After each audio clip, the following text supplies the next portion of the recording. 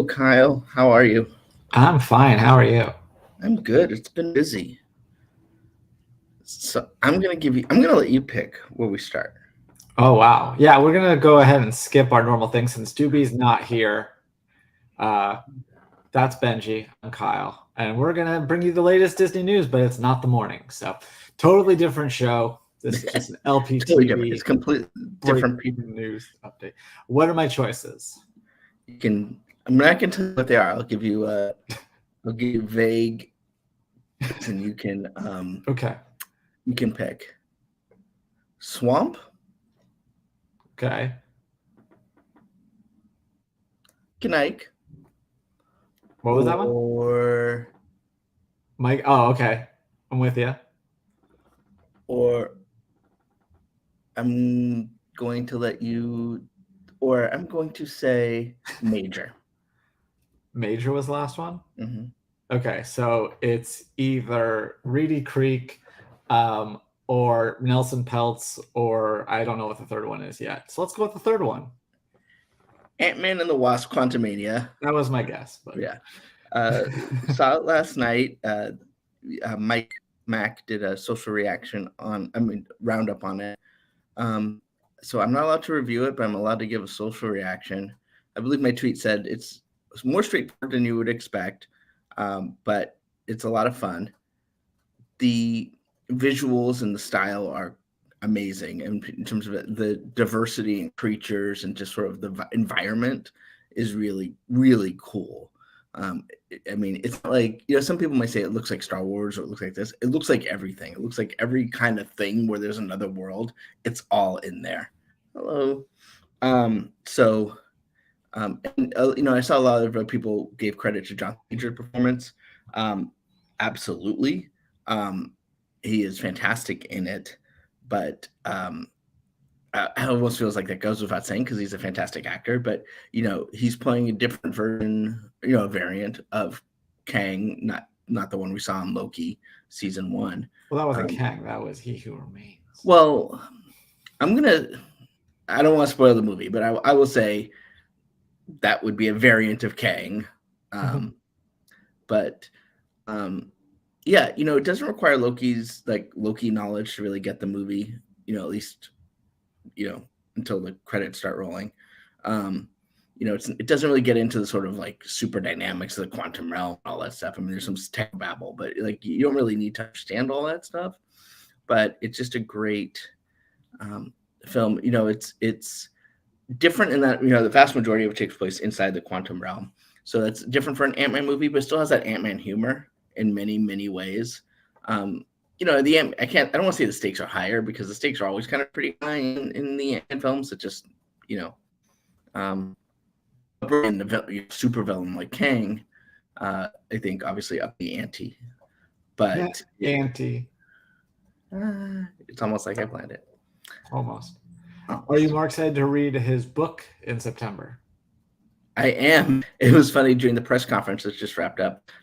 They Evangeline Lilly, I was like, "Oh yeah, who wrote that book?" And Paul was like, "Scott Lang."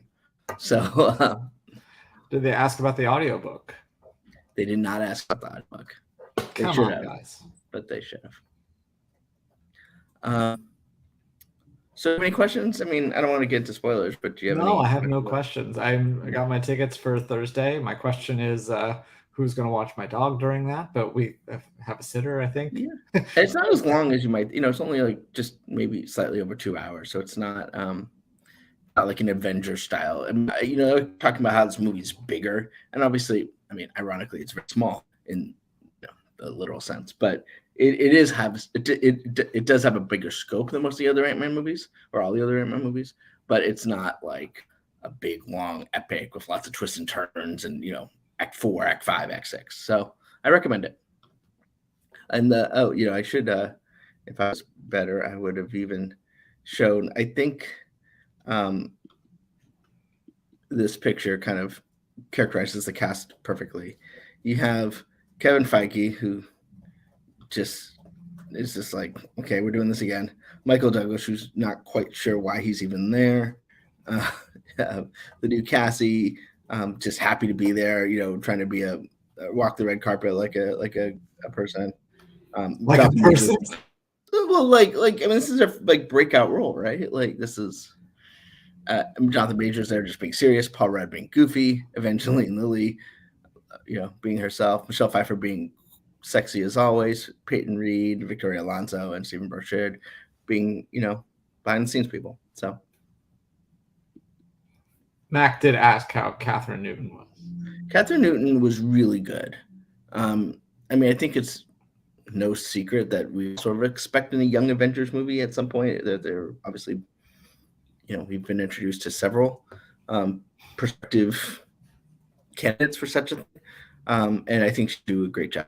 She, I mean, this is the third person to play Cassie, but she definitely makes it feel like it's the same person. It's not like you're going, it's not like an Ed Norton, Mark Ruffalo kind of situation where it's just a completely different characterization of character. You just think, okay, this is just a different phase of her life.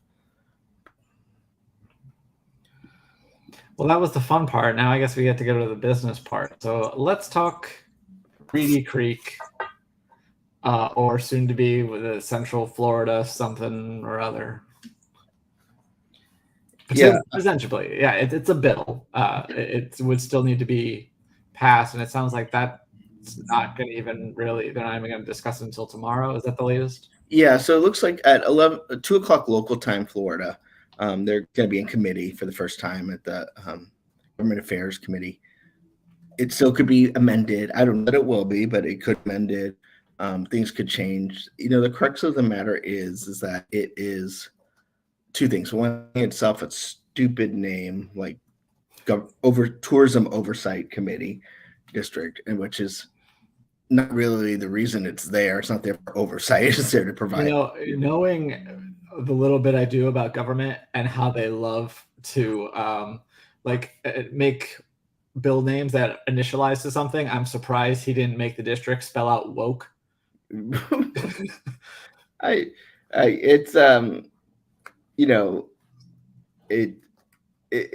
guess it just sort of gives it any sort of pretense, and I guess the Ron DeSantis hasn't really had a lot of pretense on it. I mean, just enough to cover him legally, but there's really no pretense as to why this is happening, which at least is honest, right? He's at least honest about it. But and then the oversight would go away from landowners, which honestly Disney has manipulated to basically control the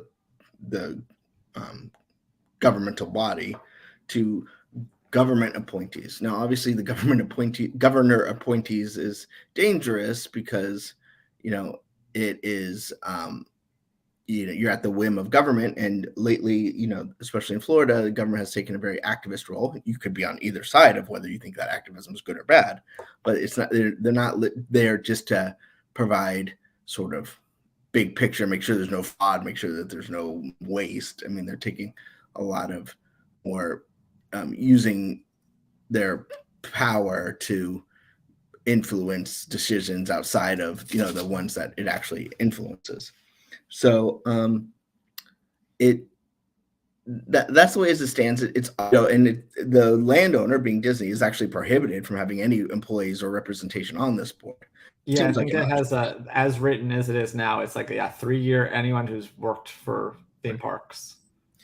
And I mean, the cynic in me would say this is just a designed to ensure lobbying for his name for the foreseeable future for whoever the governor is.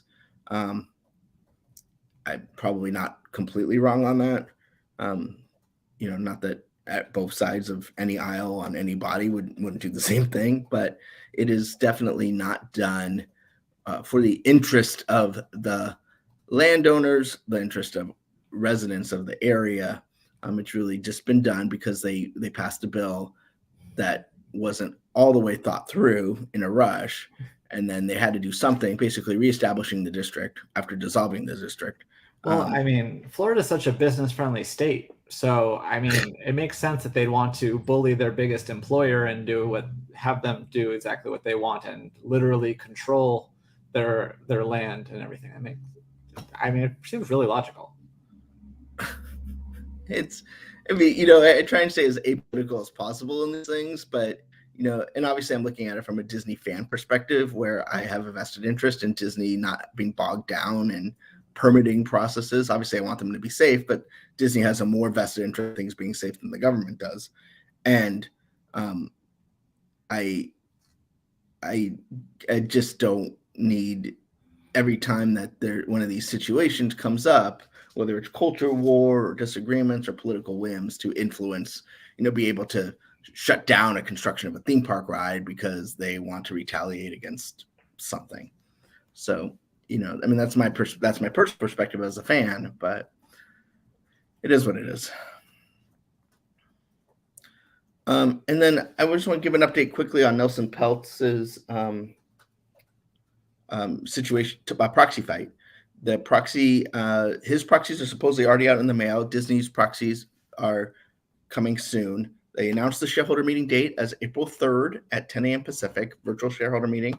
If you're a shareholder, you'll be getting a blue proxy card, which if you vote as it's recommended on that proxy card, you will be voting for Nelson Peltz on the board and replacing Michael Froman from MasterCard. If you vote your white proxy card, you will be voting for the board's recommendation, which is for Michael Froman and not for Nelson Peltz. So you should be getting those shortly. And then the meeting, which is delayed about a month from when it historically was, will be held in April and just a couple days after April Fool's Day. So we'll see. It seems like obviously tomorrow, with it being earnings day, is huge into the power that Peltz may have if Bob Iger comes with a great plan, and maybe the stock price will rebound even further than it has, and this will just seem silly, and they'll give him more of a leash. I have seen a turn in the dialogue, moving away from saying why not Nelson Peltz to Nelson Peltz as being kind of a pain in the butt about this. I'm seeing different analysts kind of changing their tune, including Rich Greenfield, which is the former biggest pain in Bob Iger's side. So did you see the report that apparently Peltz has an interview coming out with James Stewart of the Times tomorrow? I did.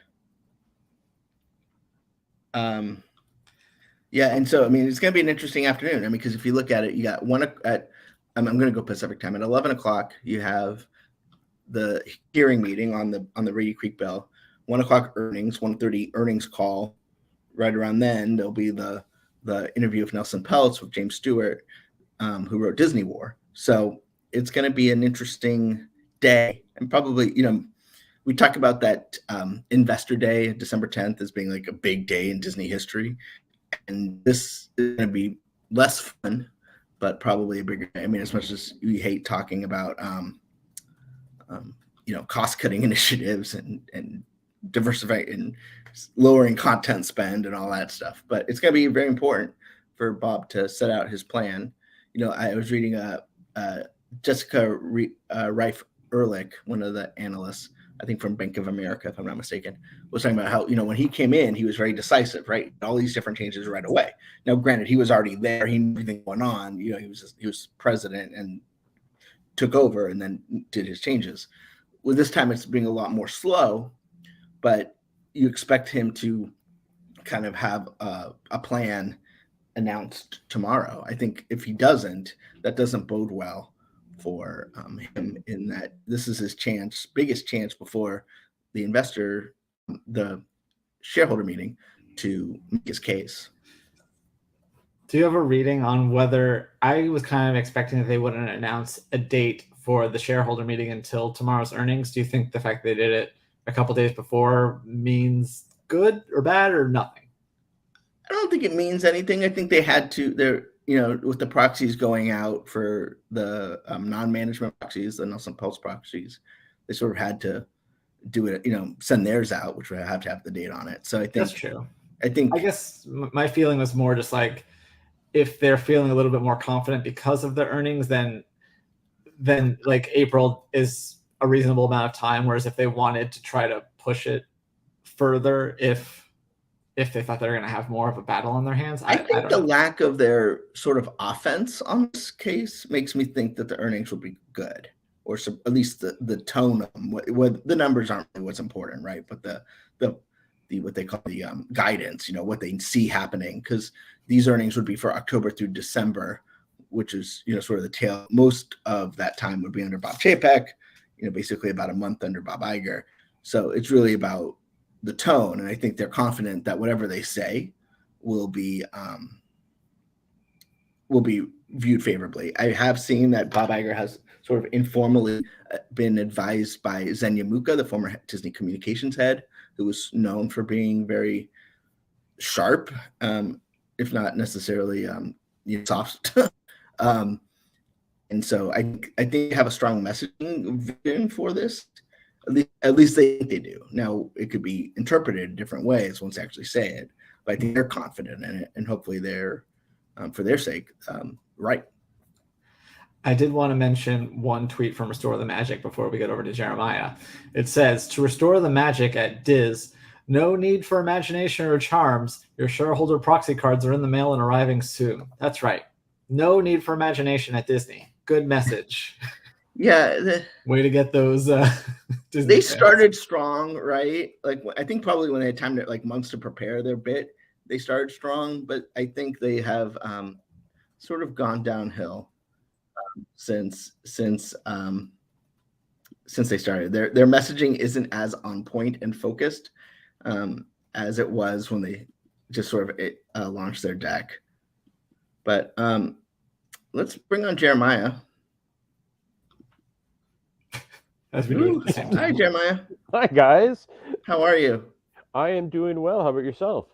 Good. So I want to actually, before we talk, because it doesn't seem to make sense He's to wearing talk. a DC shirt. Just want to point that out. And to be fair, I didn't give him any warning. That sounds very unlike you. Oh. Ouch. I'm gonna play your video from Tron Light Cycle Run for just a few minutes, and then I'm gonna have you talk about it afterwards. So avert your eyes if you don't want spoilers. Monster computer program. Prepare for the game grid of Tron.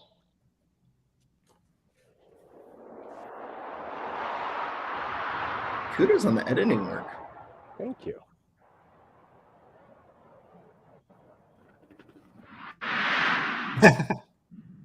Fans. And they are the BA fans. Oh, nice. Attention users, you are about to be digitized into the world of Tron. For your safety in this world, all users should be in good health. You should be free from high pressure, heart, back, or head problems. You should be free from motion sickness or other conditions that could be aggravated by this experience. Expected users should not ride.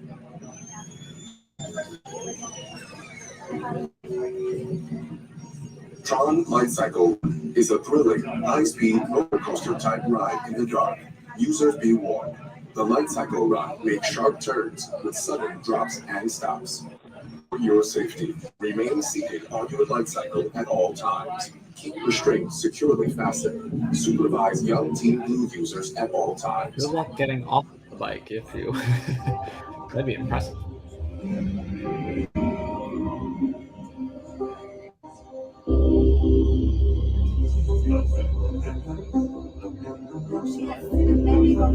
Yep, that's a spinning logo. Wait for it. Users, prepare to be digitized into the world of Tron.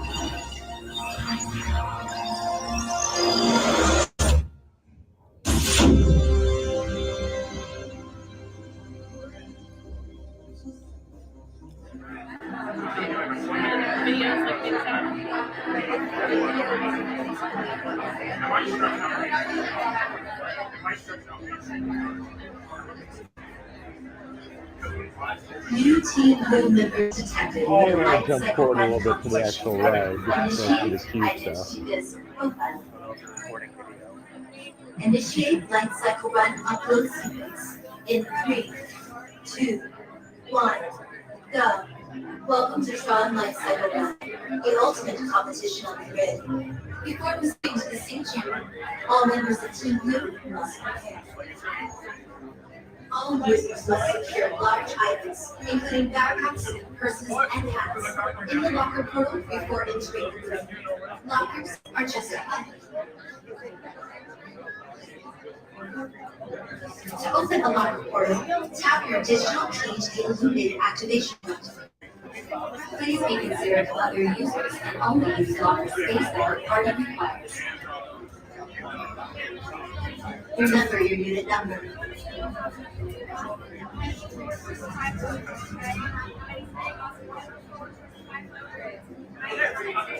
You will be piloting a specially modified life cycle. When the gate opens, follow your path on the floor. You are assigned the far vehicle and must walk behind the light cycle. Remove phones, glasses, and other items that may fall, and secure them in the storage area between the handlebars. To synchronize with your life cycle, I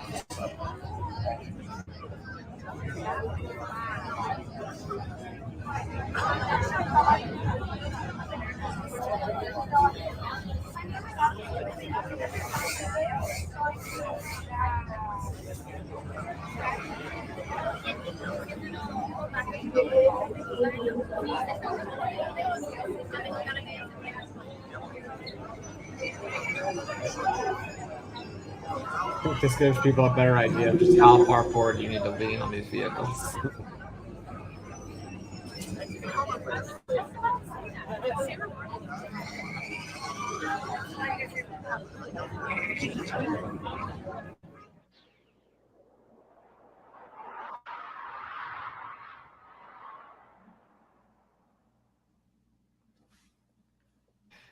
Does this launch the opposite direction of how it did in Shanghai, Jerem? That's what I was trying to think. In my head, and as this was happening like all day long, I was like, I remember vaguely things about Shanghai, but not enough. There it looks right. I don't know. I remember it launching the right if you're looking at it. hold on, keep your time, and face forward.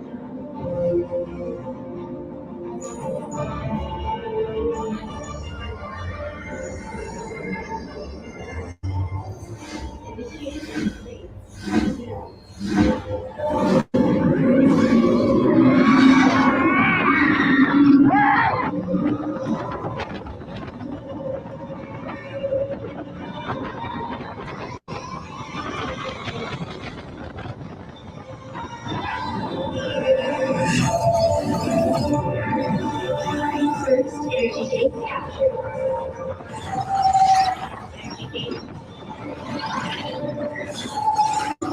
Three.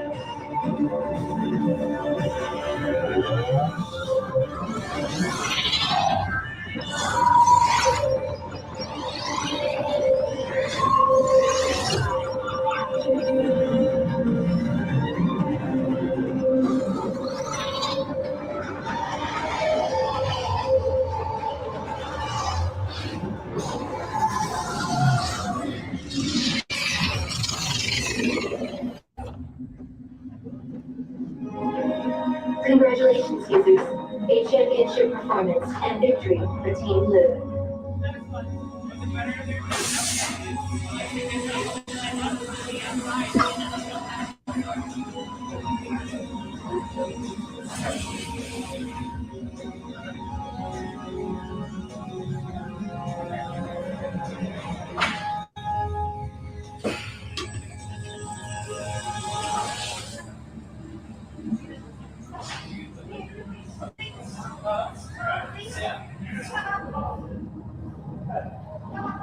Users, watch your step as you dismount and exit.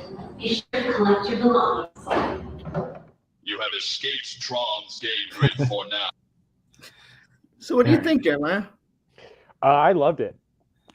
Like Kyle said, Benji, did you go on it when you were in Shanghai also? Yes. Okay, so Kyle and I were there when Shanghai opened 6.5 years ago. So my memory of it was, I love this attraction. It's so cool. And when I walked in yesterday, and thankfully I was with Mac and his wife and Michaela, and Mac and his wife hadn't experienced it. Michaela had experienced it once. And to them, it was more of watching them going, okay, they've heard the complaint from the locals or the cast members that have been on recently of it's short, it's not that exciting.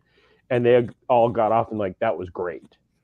To me, it is, it's a great addition to Magic Kingdom. It's what it needs. It is, a coaster, so it's not the little user friendly, but it is really cool. Mickey's My Spirit Animal asks, are there any drops? You have a couple of downward banks. As far as like sharp drops, not really. But you do, especially when you come right back into the show building, there is a quick downward bank to the left. Did you happen to check your Magic Band Plus while you were in the loading area? I did not. I did not have my Magic Band Plus on, sadly, at that time. I hear there's a lighting effect that syncs up with the launch of the vehicles. Oh, that's cool.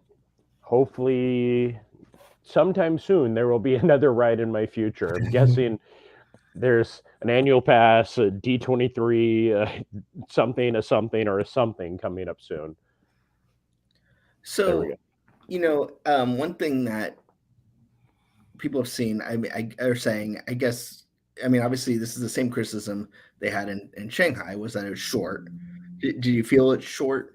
I felt Shanghai's was short, not like bad, not like Empire of the Penguins short, but like you could have used another few seconds on it. But so I didn't feel it was short. One of the interesting things, and Rob from Theme Park Review, I will give him credit for this. This is the same length as Space Mountain and Seven Dwarfs Mine Train. Just there's no dark element. So yeah, I think we've all kind of hit the point with coasters where we're like, oh, they're massive, they're huge. Guardians is a major exception to a roller coaster, and this and Velocicoaster, which a lot of people are doing the comparison for, this is just a little bit shorter than Velocicoaster, and that's Velocicoaster. I think is about 2 minutes, and this is, under 2 minutes from the time you leave to the time you unload, but it's not drastically under 2 minutes. Well, I think Disney also did themselves a disservice. They released that on-ride video, and it was like a 50-second version. So I don't know what they cut, but that was kind of a weird decision. Mr. Bob Newell asked a personal question. How long would you wait in a queue for Tron?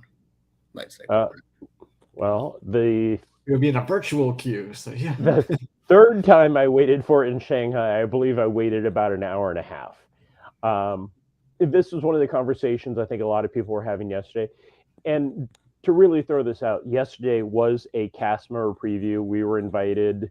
I was invited as a guest of a cast member. There were signs everywhere saying we encourage video, photos, everything. That's why it's out there. The people I was with, Mac can definitely say his thoughts on how long he'd wait for it. For me, I'd wait an hour easy for it. Yeah, I would wait. If it's similar to Shanghai, I'd wait, an hour and 10 maybe. I don't know. There's very few things I'd much longer for. And we're spoiled, so that's that's pretty good. Well, no, but when you have access to go, if this was your once-time trip, then you can make a different choice. And I think it kind of will depend once the queue situation kind of evens itself out, like, how fast does it move? How much of that time is indoors? Things like that. So that puts it slightly below Hagrid's, I think, for him. Yeah, that was. So one of the things that is different about this versus Shanghai is there is hardly any inside queue. Thinking about it now, I realize where the interior queue, where the switchbacks and the high glass walls were like up to my waist were, that's all where the lockers are, because in Shanghai, the lockers were outside. Mm-hmm. So as Mac and I were joking yesterday, yeah, this line's going to be back to Casey's easy at times. Well, it is opening with a virtual queue, so we'll have to wait for that to end its course. And then the flying. Anything else you want to share about Tron before I move on to another thing I want your opinion on?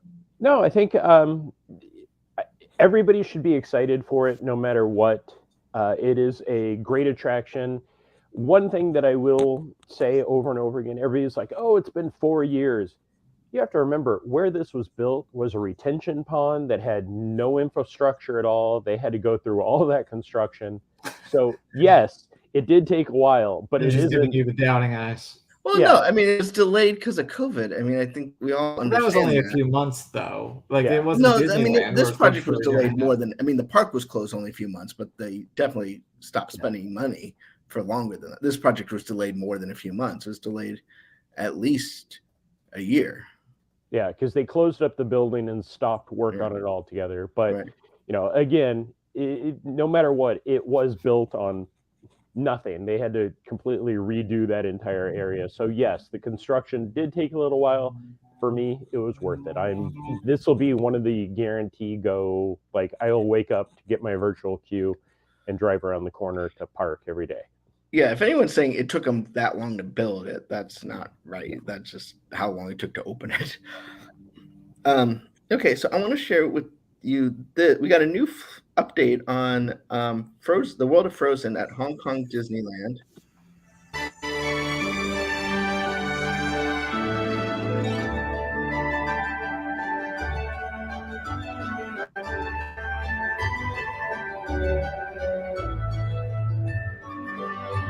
I assume this was shot by balloon, right? So they only use those for weather. But I mean, to me, it's obvious that, like, unlike the Frozen attraction, like Norway, we have the Norway plant. This is a whole land. And is you can see Toy Story Land in the background. And I believe they're also opening a version of this at Disneyland Paris. But what are your guys' takes? Hold on. Yeah. It was loud. So Kyle, this is where in the back of Fantasyland where that little walk around was, right? That's like it's that I guess area. so. I hadn't really thought about it. Well, is the walk around not there anymore? That's sad. That was fun. I don't remember exactly. Our meeting place is gone, Jeremiah. I know. I'm excited for it. I find it hilarious that they're building an exact duplicate of an attraction that closed to have Frozen put into it, where Tokyo and I believe Paris is supposed to get a newer version. Well, they're getting some new attraction too, but I don't know. Can we watch the other video? Because I think that's more interesting because they're going to have a better version. I'm working on that right as we speak. I'm wondering if this will get relocated over here.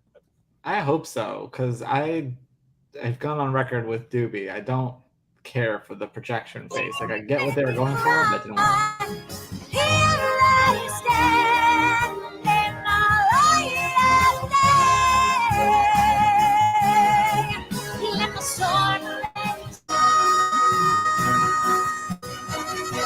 The cold never bothered me anyway. Yeah, that is an amazing animatronic. The eyes could be a little sassier, but a little more wings off to the side. Yeah, like in the movie, she's got that like the cone. Like that's the one thing I will say about the projection one is that it does have those expressions, but just the tone doesn't match. So I think this is a lot better. Yeah, I'm fine with the projections on Seven Dwarfs Mine Train because it works well with them in the dark. It doesn't work great, but yeah, it's better. Yeah. But I liked that when they were just doing the eye, like the first one that comes to mind is Sebastian in Little Mermaid, like having those expressive projection eyes work. But then when they try to do the whole face, it's just like the disconnect between the tone of their neck and the brightness of the face just always was kind of weird to me, especially when they don't work. Yeah. Thank you. Sassy ass. I would love to have, but I don't want just her to, like, I want if you're going to replace her, You need to replace them all, right? Well, I think they are. They're just getting a sneak preview of her. Right. Yeah, So- it'll be interesting to see them in the finale, because those aren't really that expressive in emotions as she is there in the where the trolls were. So they don't need to do as much with those two at the end, but it will be very interesting to see. And Disney does have a great history of, hey, if we're going to build one, let's build multiples. So yeah, well, I mean, I look forward to the expo where that's like the next expo where that's like the big headline that they're bringing a new audio animatronic to Frozen Ever After. I think it'll happen around the time that they fix the Yeti. So the man who can do this is Josh D'Amaro, who has some interesting company on the board he just joined. Yeah, so I want to bring this up. I'm gonna just give me 1 second while I pull up the press release. So he's joining the board of Make-A-Wish. It's not unheard of that the head of Disney Parks would join Make-A-Wish. Bob Chapek was on the board previously. As most wishes that are granted are for Disney experiences, it makes sense. But ahead of him in the press release is Scooter Braun, CEO and board member of Hybe America and founder of SB Projects. Well, I heard that upon hearing this news, Taylor Swift made a wish that she could get her catalog back.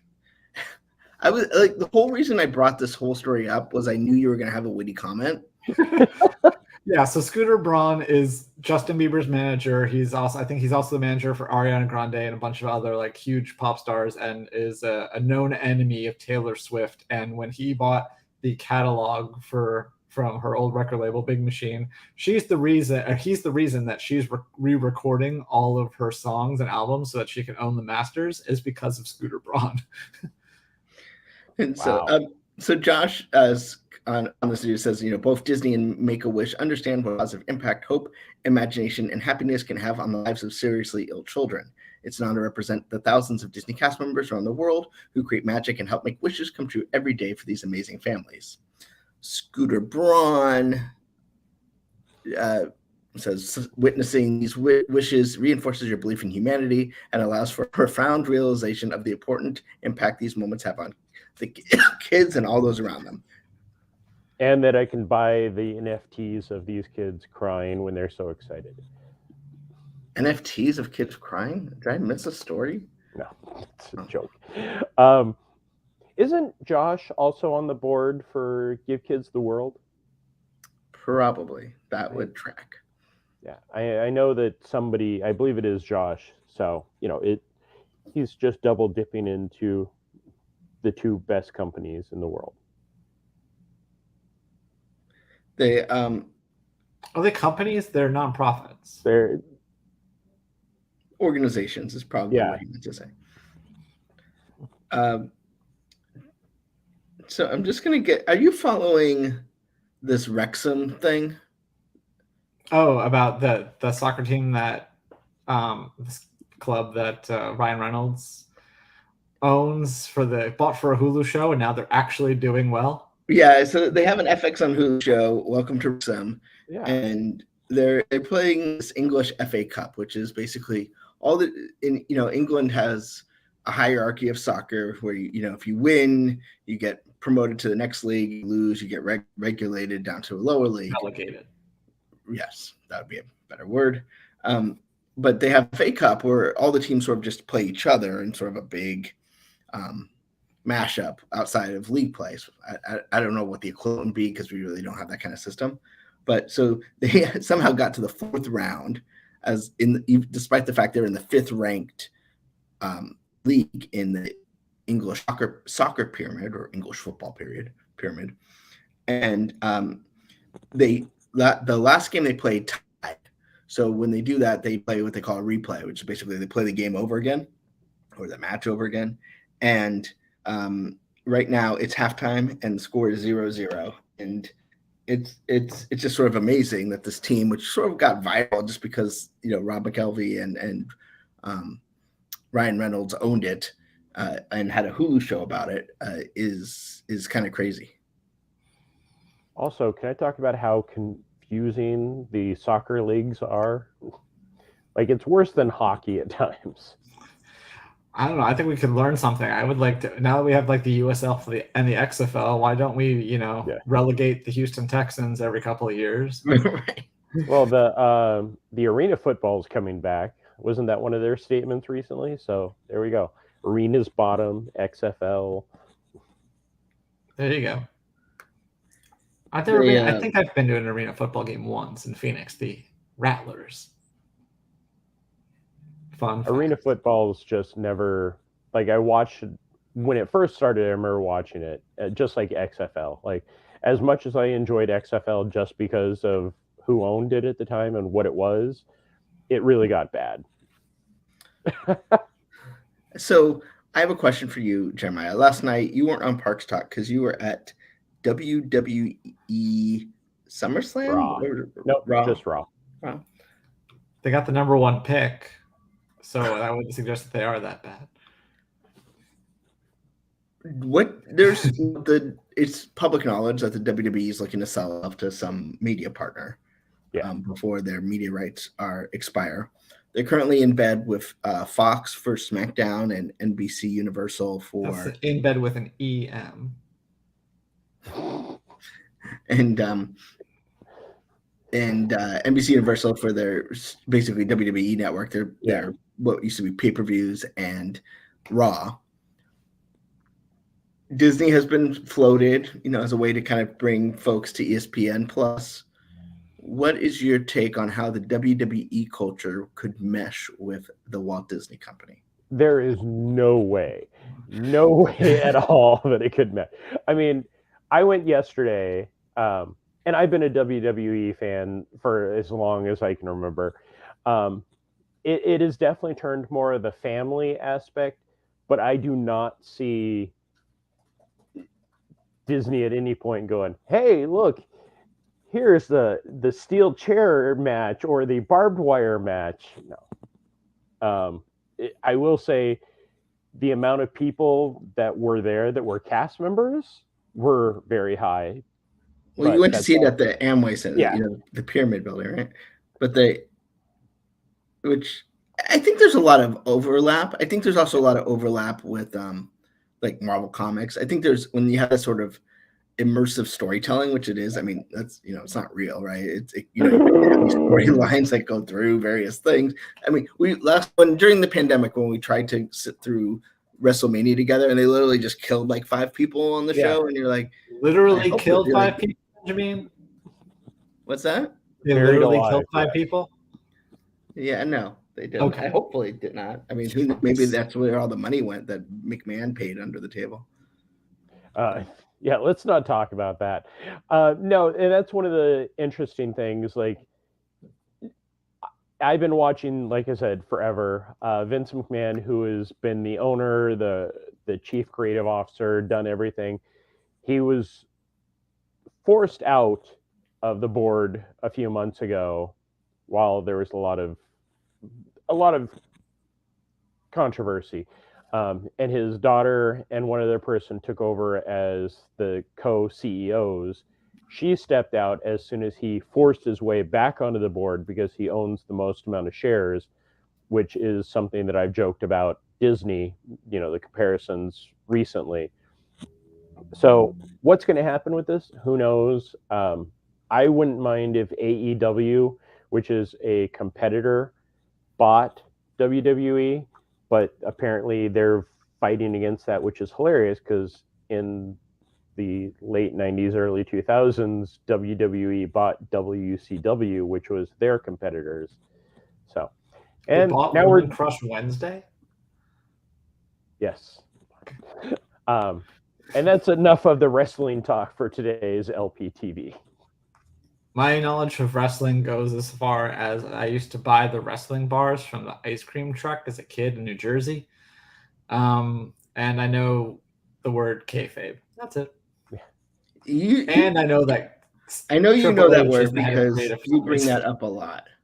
It's a good word. It's a good thing to get across what I mean by Joe Rody and Jim Cameron having a conversation as if Pandora is real. Yeah. Or what was the character that what's his name created that had his own Facebook and everything? The third in the trio of Pandora. Oh, I don't know. Oh, Marshall Lamb. Yeah, yeah. So I want to talk a little bit about the Hollywood Bowl season. I wanted to go look at the announcement for that, but it's so nice that LA Times did it, and as soon as I clicked on it, it said, "Hey, if you want to read this, give us money." Okay, well, the one you care about will soon be nothing place, if not already. But there's a couple things that might interest Disney fans, including, well, there's the standard. Well, I shouldn't say standard. They're going to be doing a celebration of John Williams, who obviously did, the Star Wars films and other things, for 3 nights. And normally he partners with David Newman, but this time he's going with Gustavo Dudamel. Is going to be the co-conductor, who is currently the head of the LA Philharmonic. He's going to be leaving actually to going to New York in 2026. But also going to have the State Fullerton University Singers, Los Angeles Children's Choir. It seems like this is a bigger deal now that by this time. In July, we will sort of have what is supposedly his final film of Indiana Jones and the Dial of Destiny. So that's exciting. So that's going to be July 7th, 8th, and 9th. Then later on in the season, we have a special concert for Walt Disney Animation Studios, which is going to be August 4th and 5th, and it's going to be conducted by Thomas Wilkins, who's sort of the head conductor for the Hollywood Bowl. They don't have a lot of details, but it's going to talk about how the animation studio has a long legacy, and that special guest artists will join Thomas Wilkins and the LA Philharmonic for the concert series. And then finally, on September 1st and 2nd, David Newman, who previously partnered with John Williams annually, will be conducting Star Wars Return of the Jedi to celebrate its 40th anniversary. I'm really surprised they didn't just declare that, the Disney 100 concert at the Hollywood Bowl. Yeah, I'm kind of convinced that we're not allowed to mention Disney 100 unless it was already it's Disney 100 is like the most undercooked thing ever. Yeah, and that's something that's going on out here in Walt Disney World. Yes, Disneyland is the home of the Disney 100, but we went looking for the Eras merchandise yesterday, couldn't find that. The Disney 100 merchandise is a very small selection here at Walt Disney World, so it's interesting. I mean, I understand here they're trying to wait till the 50th ends before they kick off the 100th. But it's interesting to see how this is going and when the big ramp up is going to happen. Well, between Disney and Warner Brothers, it should be like Burbank 100 too. Yeah.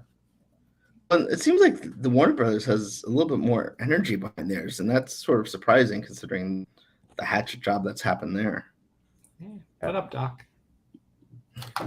Do you think that they bury all Even of Jeremiah these, is wearing a Warner Brothers shirt. all of these HBO Max shows they kill off? Do you think they go across to Forest Lawn and bury them there? The path to Burbank is littered with dead projects. And Bob's Big Boy. I miss driving down that street and then turning onto Barham and then left onto Cahuenga and then ending up at the Hollywood Bowl and stuck in traffic. Exactly. I was like, do you miss going up the hill in the traffic, going down the hill really quick, turning left, and then sitting in traffic? And yes, if you've lived in Los Angeles for any amount of time, you do sound like you're on the Californians. That's true. Yeah. In Northern California, we don't put the article in front of freeways like they do in LA. So like in LA, they say like, oh, you're going to take the 5 to the 405 to the 610. And we say you're going to take 680 to 580 to, 24 or whatever. We That's why you're don't not put cool. the in front of it. Out here I still say thes, and everybody keeps looking at me like, you mean interstate or toll? Yeah, Or no. And Alex, who I guess he lived in a place where there was only one freeway, just calls it the I, because it's like there's only one interstate, so therefore it is the interstate to rule them all. I don't even know what number it is. 94. It was 94. Not even like it's not even like an even number. It's not what it's not even like one big freeway is. That's funny. You know, It's so- very north. You can tell because it's a 9. Yes. But and Mac says take the I-4. No. I don't Yeah, say. yeah, I, for some I reason say they put the the I in front of it here. Like it's not just take the 4, it's take I-4. Yeah. Which just makes it which I think 90% of it is just so you can say the I-4 eyesore. I think it's so that the I implies you don't have to pay a toll, right? Yeah. Well, now the I-4 does have toll lanes, Toll lanes, but not not full. like no. if you end up on something like with 3 digits in a Florida road, there's a good chance you're going to end up paying something. They Traffic talk. it's funny though too, because you got Disneyland and Disney World. One's by the 5 and one's by I-4, both in Orange County essentially, and separated by a whole lot of Texas. Whole lot of Texas. Whole lot of I was If you take the 10, yeah. I was having a discussion about driving through Texas yesterday, and driving through to go to Oklahoma, and then driving through to go to Louisiana. And both those, I was like, there is nothing here. This is not fun. Except for Buc-ee's. There weren't Buc-ee's when I drove across. He's old. Years ago. Literally, today is 10 years ago. I was driving into Florida. How long did it take you? Well, I drove from California to Nevada, stayed there for a little bit, went to Oklahoma, went to Louisiana for about 30-minute stop that it cost me almost $100, went into Mississippi that cost me $300 for a hotel for 4 hours, and then went into Florida the You next don't go to the hotels that charge by an hour. Oh, yeah, thanks.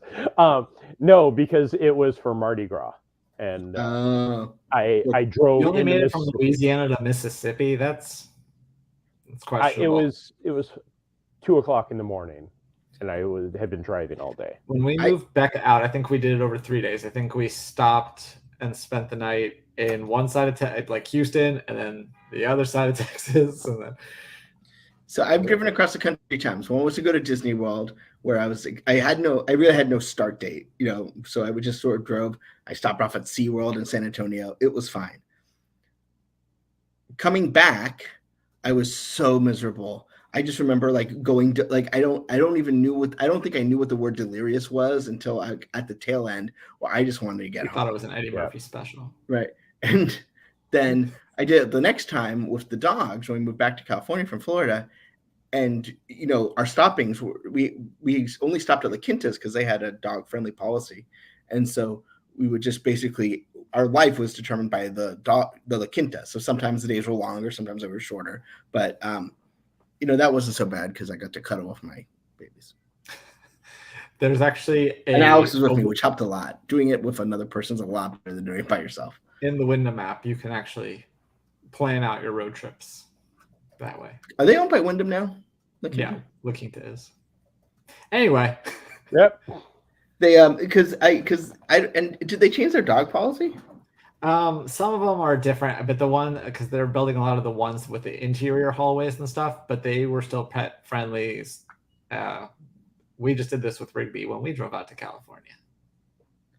They I'll give you an update. The Sheffield United has scored in the 50th minute, so it's 1-0. I'm gonna see if Mac is Mac on right now. Mac is on right now, and he's commenting. So okay, so come on into the show, Mac. Because I enjoy the La Quinta. Yeah, it should be a shirt. We're talking about motels and freeway routes. We really need Mac to bring us back to the Disney. Well, actually, Marvel, as the case may be. I want to talk to him about Who owns Marvel, Ben? what's that? Who owns Marvel? I know, but people get it. It's its own tile. It's like I don't know. It's in Disney Plus, but its own tile on Disney Plus. It's a little bit more related than WWE or Freeways. So Freeways were very influential because they built Disneyland where it is because they were going to build the 5 there. Then they built Disney World where it was because the 4 The were Ice 4 and the what's the other cross one? I can't 190. No, it wasn't 192 at the time. 535 was Yeah, it? I think it was 535. 535. The Earl Bronson Memorial Parkway. Yeah. But there's a new book out that Mac did a review. I don't know if he'll be able to join us, but I want to bring up there's a new Captain America, actually Winter Soldier book, Winter Soldier Cold Front by Mackenzie Lee, which is out now. Mac did a review. And so I want to ask you, Jeremiah, were you familiar with the Winter Soldier before Captain America Winter Soldier? Yeah, of course. Bucky. What do you think of the character? I enjoyed him. I enjoyed him more as a prime villain to Cap. Like he was much better when he was, the villain, as opposed to, oh, they're good friends again, and it changes every 5 minutes because it's Marvel. But so I'm going to bring in Mac. Mac, what do you think of the book? I missed. I was literally logging in as we were having this conversation, so I don't know what we're talking about. We're talking about the Bible, the Winter Soldier book by Mackenzie. Yeah, the one you read a review on. Yeah, this was really, really good. So Mackenzie Lee, the author of this, did the Gamora and Nebula book, Sisters in Arms. This was 3 years ago. We have a review of that one up on Laughing Place as well. That was my favorite Marvel book I had done in quite a while. And this just topped it. This was really, really enjoyable. I was kind of surprised by it because she tells the story in a very creative way, going back and forth between the Winter Soldier and Bucky. And, naturally the Winter Soldier is the more interesting, exciting aspect of that, right? By the middle of the book, I was really excited to get back into the Bucky chapters as opposed to the Winter Soldier. And so that surprised me. I thought, it was just really, really creative and fun storytelling. How does it relate to, so we know Bucky is different in the MCU versus the comics. Is this more of a comic Bucky or? So there's elements of both. And I wasn't sure because the Gamora and Nebula book leads pretty much right into the MCU and kind of gives you a lot of context on those characters that kind of changes the way you watch the movies. This one doesn't. It changes things from both the comics and the MCU. So it's essentially just completely its own different thing. Who knows what Earth this is? I'm not sure the number of this one, but it's definitely its own thing. Cool. And then on a scale of 1 to 10, how excited are you for Ant-Man and the Wasp: Quantumania? Well, it's 11 right now. Last night was difficult navigating Twitter without coming across any spoilers. I've avoided our article on Twitter, but I'm like, I don't care about the social media reactions. I just want to see it myself. There's one element, I'm not going to get much any further than this, that I'm curious to get your take on once you see the film. But yeah, I'm excited. Which shouldn't be all that long from now, just about a week and a half.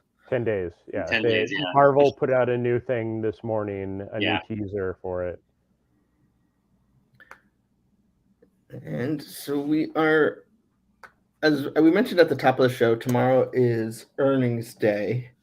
And there was a lot going on in the macroeconomic world with Jerome Powell making speeches and